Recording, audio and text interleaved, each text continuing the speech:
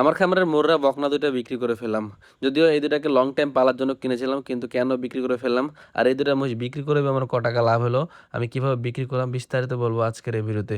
তো চলুন তাহলে আজকের ভিডিওটি শুরু করি। আসসালামু আলাইকুম, কেমন আছেন সবাই? আপনাদের দোয়া এবং ভালোবাসায় আলহামদুলিল্লাহ আমি ভালো আছি।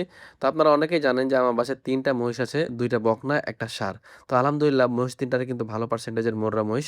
যখন মহিষগুলোকে কেনা হয় তখনই আপনাদেরকে আমি জানাইছিলাম যে মহিষ ৩ টাকে আমি লং টাইম পালবো। কারণ এত হাই পার্সেন্টেজের মোররা আমি সবসময় পাবো না। তো ইচ্ছা ছিল এই ২ টা বকনাকে আমি গাভী বানাবো, এর কাছ থেকে বাচ্চা নেবো, এরকম চিন্তাভাবনা ছিল। তো আমি ৩ টা কারণে মহিষগুলোকে বিক্রি করতে হয়। ১ম কারণ হইতেছে যে মহিষগুলোর অবহেলা হচ্ছিল। যাক, এটা তেমন বড় কোনো কারণ না। সবচেয়ে বড় কারণ হইতেছে যে আমার টাকার খুব দরকার ছিল। কারণ আপনারা জানেন যে আমি মহিষের কাজ মানে মহিষের শেডে কাজ করাচ্ছিলাম। শেডে কাজ করাতে গিয়ে আমার টাকার সংকট পড়ে গেছে। এদেরকে খাওয়াইতে খুব অসুবিধা হচ্ছিল। যার কারণে আমাকে মহিষ দুটো বিক্রি করতে হয়। আরেকটা বড় সমস্যা যেটা ছিল সেটা হইতেছে যে আমার টাকার প্রয়োজনটা আমি কিন্তু এদিক ওদিক থেকে যাই হোক ম্যানেজ করে নিতে পারতাম, চলতে পারতাম। কিন্তু মহিষ ২ টা মহিষই হিটে আসছিল না। তো হিটে না আসলে এদেরকে লং টাইম পালাও একটা কিন্তু এক ধরনের লস প্রজেক্টের মধ্যে চলে আসে। তো সব মিলিয়ে আমি চিন্তা ভাবনা করি যে মহিষ দুটাকে আমার বিক্রি করা লাগবে। যার কারণে আমি ১ম এ চিন্তা ভাবনা করলাম যে আগে একটা মহিষকে উঠাই দেখি কি অবস্থা, বাজারে কেমন আছে। তো ছোট বকনা মহিষটাকে আমি হাটে উঠাইছিলাম, সেদিন ছিল রবিবার। রবিবারে হাটে উঠায় অনেকক্ষণ হাটে ধরে বসেছিলাম। আমিও যার কারণে ২ টা রবিবার কিন্তু কোনো ভিডিও ছাড়তে পারিনি। ঠিক আছে? তো ওই রবিবারের দিনকে যখন নিয়ে আসি, নিয়ে আসার পরেই মহিষ দুটার দাম দেয় আমাকে, আলহামদুলিল্লাহ ভালো দাম দিছিল। ১,৪০,০০০, ৪২, ৪৫, ৫০, ৬০ এরকম করতে একজনে ৬২,০০০ পর্যন্ত দাম বলে। তো যখন আমি ৬২,০০০ এর যে দাম বলছিল ওকে মহিষটা দিলাম না। তারপরে কিন্তু আমি আর ওই দাম পাইনি। এরপরে অনেকে পার্টি আসছে, এসে ৪০, ৫০ এরকম করে দাম বলে। সর্বোচ্চ তারপরে একবার পাইছিলাম ৳৫৫,০০০, আর যাওয়ার সময় ওইবার কেবল ২,০০০ বাড়ায় ৫৭ বলে গেছিল। তো যেহেতু আমাকে ৬২ এর আগে বলেছে একজনে, তো আমি কিসের জন্য ওই ৫৭ তে দিব? মানে এরকম একটা চিন্তা ভাবনা হলো, দিয়ে আমি মহিষটাকে ফেরত নিয়ে চলে আসলাম। দিয়ে ফেরত নিয়ে আসা বাসাতে আবার চিন্তা ভাবনা করলাম যে সামনের সপ্তাহে আমি ২ টা বকনাকে উঠাবো। ষাঁড়টাকে আমি রেখে দিই, ষাঁড়ের প্রতি আমার খুব মায়া হয়। ষাঁড়টাকে আমি বেচতে পারব না। এদিকে একটু টেনশন হচ্ছে যে আমি যদি মহিষ দুটাকে রবিবার দিন হাটে উঠাই তো আমার বাসায় ষাঁড় মহিষটাকে একা রাখা যাবে না।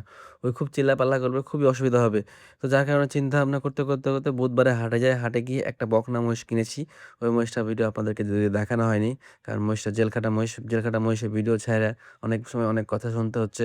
যার কারণে ওটা আমি দেখাইনি। দিয়ে ওই মহিষটাকে আমি ওর সাথে রাইখে একসাথে ২ টা মহিষকে ষাঁড়ের সাথে রেখে এই ২ টা মহিষকে বের করে নিয়েছি, যাতে আমার ষাঁড় মহিষটা একটু চিল্লাচিল্লি কম করে।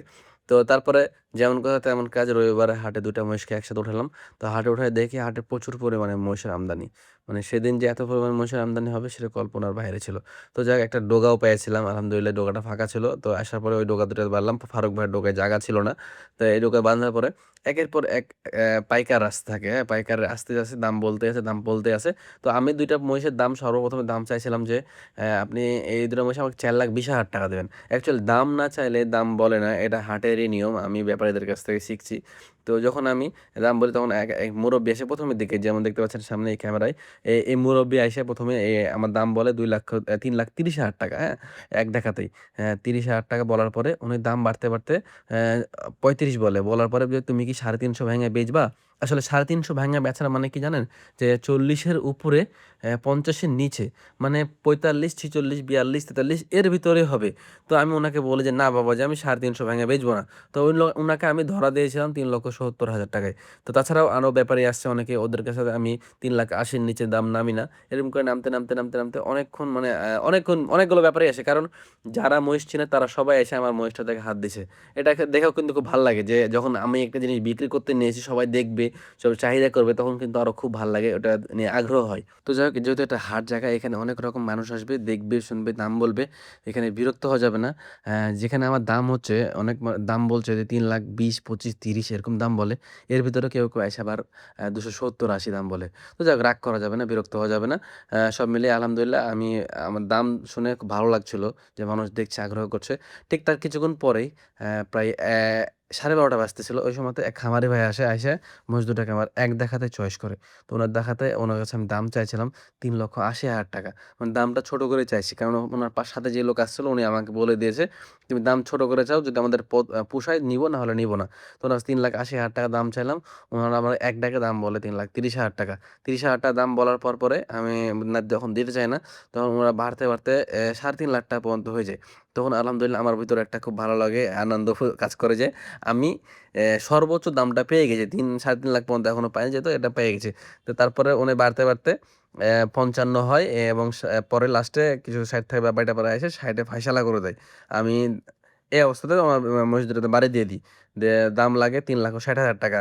তো আমি এই ২ টা মহিষকে হাটে তুলে কখনো বিক্রি করব, এই চিন্তা তো প্রশ্নই আসে না। আ যদি আমি কখনো মহিষ দুটাকে বিক্রি করা লাগে, এরকম মনে মনের সাথে যোগাযোগ যদি কখনো বিক্রি করা লাগে, আমার বিশ্বাস ছিল আমি যদি ফেসবুকে দিয়ে দিই, আপলোড দিই, তো আমার মানে পোস্ট দেখেই অনেক ভিউয়ার্সরা খামারিরা এটা নিয়ে আগ্রহ করবে। তো পরে বুঝতে পারলাম যে কয়েকজন আমার সাথে যোগাযোগ করেছিল। যোগাযোগ করে ওরা বলে যে, "ভাই মহিষের মাংস লয়ে গেছে।" যার কারণে ওনারা নিতে ইচ্ছুক না। তো যাই হোক, আমি যেটা আশা করেছিলাম যে মহিষ দুটাতে আমি ৩,৪০,০০০ এর কিছু উপরে পাবো, এই আইডিয়াই আমার ছিল। তো যাই হোক, সন্তুষ্টমূলকভাবে আমি খুব ভালো দাম পাইছি। আমার বিশ্বাস আমি অনলাইনে ওই দামটা পাইতাম না। তো মহিষ দুটাতে আমার কত টাকা লাভ হলো, খরচ কি হয়েছিল সে বিষয়ে আমি আপনাদেরকে বলছি। তো মহিষ দুটা একটু হিসাব করেন আপনারা, যে ১ম এ আমি যখন ছোট বকনাটা কিনি তখন কিন্তু আমি ৳১,৩০,০০০ কিনেছিলাম। এর ভিতরে মহিষটার কালার লাল হয়ে গেছিল। মহিষটার কালারটাকে ঠিক করতে হয়েছে। রোদে বাইরে বাইদা ঠিক হয়ে গেছে আলহামদুলিল্লাহ। আর যে বড়টা ওটা কিন্তু জেল খাটা মহিষ ছিল। ওই মহিষটাকে আমি কিনেছিলাম ৳১,২৫,০০০ দিয়ে। যারা আমার আগের ভিডিও দেখেন তারা নিশ্চয়ই জানবেন যে আমি কোনটা কত দিয়ে কিনছি। আমি দামটা তো বলেই দিই আপনাদের সবাইকে। তো এই ২ টা মহিষ দাম লাগলো ৳২,৮৮,০০০। আর এই ২ টা মহিষের প্ল্যান ছিল যে এদের কাছ থেকে আমি বাচ্চা নিবো, যার কারণে এদেরকে দানা ভরপুর দেওয়া যাবে না। দিলেই মাংস ধরে যাবে। এটা আমাকে কয়েক খামারি ভাই বলেছিল যে, "একে ভাই প্রয়োজনে খুদের ভাতও খাওয়াবেন না কখনো। কারণ খাইলে মাংস ধরে যাবে জরায়ুতে, তো চর্বি ধরে যাবে জরায়ুতে, দিয়ে মাংস লেগে গেলে আর বিক্রি হবে না।"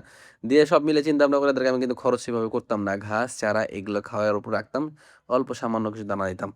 ঠিক এভাবে দিতে যখন মহিষগুলো হিটে আসে না, আমি ডাক্তার ডাকিয়ে চেকও দিয়েছি। এই কারণে চেক দিয়েছিলাম যে মহিষ দুটা যেহেতু পালের মহিষ থাকে অনেক সময় ইন্ডিয়াতে, তো ও যদি ওইখানে সার দেখে থাকে, তো গাভীন থাকলেও থাকতে পারে। সেদিক চিন্তা ভাবনা করে আমি আবার ডাক্তার ডাইকা একটু সিওর হলাম যে মহিষ হিটে আসছে কিনা। যে হিটে আসে না, তখন আ আমাকে হাটে এক ভাই বলল যে, "ভাই আপনি এক কাজ করেন, যেহেতু হিটে আসছে না, ওগুলোকে দানা একটু বাড়ায় দেন, বাড়াইয়া মাংস ধরে বিক্রি করে দেন। কষায় নিলে নিবে, খামারে নিলে নিবে।" হ্যাঁ? দিয়ে তারপরে আমি লাস্ট ২ মাস থেকে আমি ওদেরকে একটু বেশি করে দানাদার দেওয়া শুরু করি। পার ডে ৪ কেজি করে মতো দানাদার খাওয়াচ্ছিলাম। মানে খুদের ভাত সহ, মানে একটু মাংস ধরায় দিতে চাচ্ছিলাম আরকি, হ্যাঁ? আরেকটা কথা, মহিষ দুটাকে যখন আমি বিক্রি করে দিচ্ছিলাম তখন না আমার সত্যি খুব খারাপ লাগছিল। এটা ভেবেই বেশি খারাপ লাগছিল যে আমি মহিষ দুটাকে না একটা সময় মেরেছিলাম, হ্যাঁ? মানে এই বকনা ২ টা মহিষ যখন খুব জ্বালাতো, ড্রামের পা তুলে দিত, খাবার নষ্ট করত, তখন আমি লাঠি দিয়ে অনেক সময় মুখে মেরেছিলাম। তো এটা ভেবেই আমার কাছে সবথেকে বেশি খারাপ লাগছিল যে আমি তোদেরকে অন্যায় করেছি, অত্যাচার করেছি। আমাকে তোরা মাফ করে দিস। তো যাই হোক, লাভের কথাটা বলি। তার আগে একটা কথা, আমি যে আঞ্চলিক ভাষায় কথা বলি তাতে কি আপনাদের কোনো সমস্যা হয় বুঝতে? মানে এই ভাষায় কথা বলতে আমার অভ্যাস হয়ে গেছে, যার কারণে এই কথাটা বারবার চলে আসে। রাজশাহীর আঞ্চলিক ভাষাটা আরকি। তো মহিষ দুটাতে আমি সব মিলিয়ে হিসাব নিকাশ করে দেখেছি ৬০,০০০ এর প্লাস ছিল। আর এদের আমার কাছে ছিল প্রায় ৪ মাস। একটা ছিল ৪ মাসের বেশি, আরেকটা ছিল ৪ মাসের কিছুদিন কম। মানে এভারেজ ৪ মাস ধরা যায়। তো আমি ২ টা মহিষে ৳৬০,০০০ র মতো প্রফিট করেছি আলহামদুলিল্লাহ। একটু বেশি হইতে পারে আমার ধারণা মতে। কারণ আমি ঘাস খাওয়াইতাম অতিরিক্ত পরিমাণে। মানে শুধু ঘাসই খাওয়াইছিলাম মাঝখানে। এই যে ঘাস কিনতাম ৳৩ কেজি হিসাবে। তো প্রতিদিন ওদের পেছনে আমার ঘাস লাগতো ১০০ কেজির মতো। তো যাই হোক, সব মিলিয়ে আলহামদুলিল্লাহ আমি যা পাইছি তাতে খুশি, সন্তুষ্ট। আ আর আমি যদি হিসাব করি যে এটা মাসিক হিসাবে, তাহলে পরে আমার প্রতি মাসে ৳১৫,০০০ করে প্রফিট এসেছে। তো আমার এই মহিষগুলো থেকে আপনারা কিছু শিখলে আমাকে অবশ্যই জানাবেন। আর কিছু জানার ইচ্ছা থাকলে অবশ্যই আমাকে কমেন্ট করবেন। মেসেজ না দিয়ে কমেন্ট করবেন। আমি এই বিষয়ে একটা ভিডিও বানাবো। ইনশাআল্লাহ আপনারা সবাই বুঝতে পারবেন। তো এই ছিল আমার এই ভিডিওটি। ভালো থাকবেন সবাই। হ্যাঁ, দেখা হচ্ছে অন্য কোনো এক পর্বে। সুস্থ থাকবেন। আসসালামু আলাইকুম।